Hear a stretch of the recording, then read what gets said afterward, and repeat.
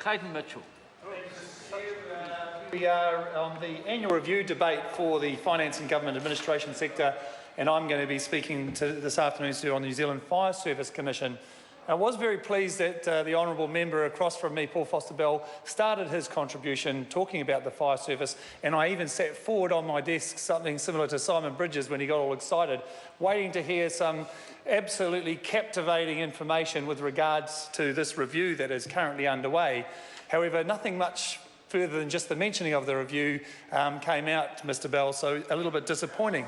The reality is that this is the 17th review in 22 years, Mr Bridges, the 17th review in 22 years, and we're not hearing anything other than we're going to shuffle the pieces of paper around on our desk a little bit more, everybody, because there's nothing that's going to really significantly change the funding model of the New Zealand Fire Service. The only thing that's really going to be implemented is the inclusion of our urban search and rescue teams and our search and rescue teams, sir.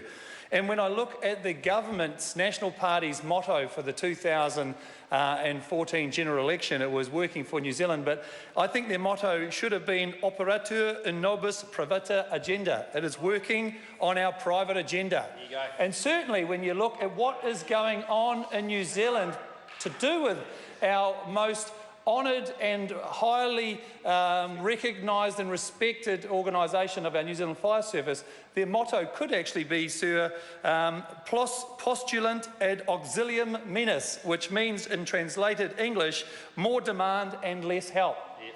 Now, last night I spoke for the Department of Conservation, and they are in a very similar situation as the New Zealand Fire Service when it comes to their funding model, because there is a huge expectation from this government that the people of New Zealand volunteer themselves to go out and fix this problem of lack of funding.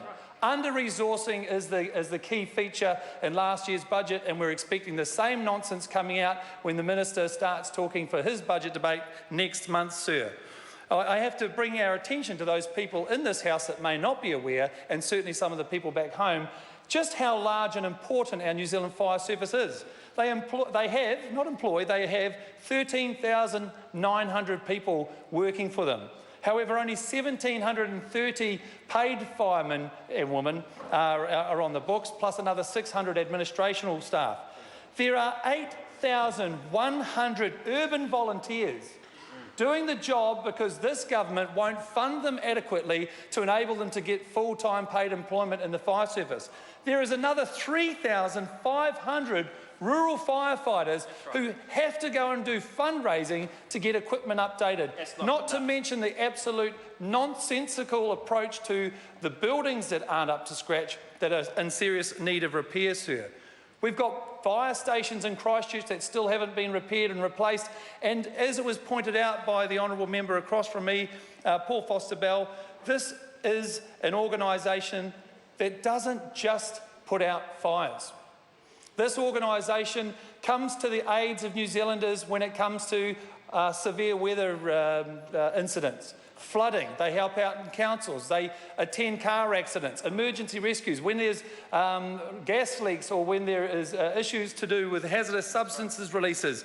In fact, sir, we have got a case where the fire service were called when a small rural town policeman needed some assistance to arrest somebody. Who came to their aid? It was the New Zealand Fire Service, sir. Right. Now, we need to get real.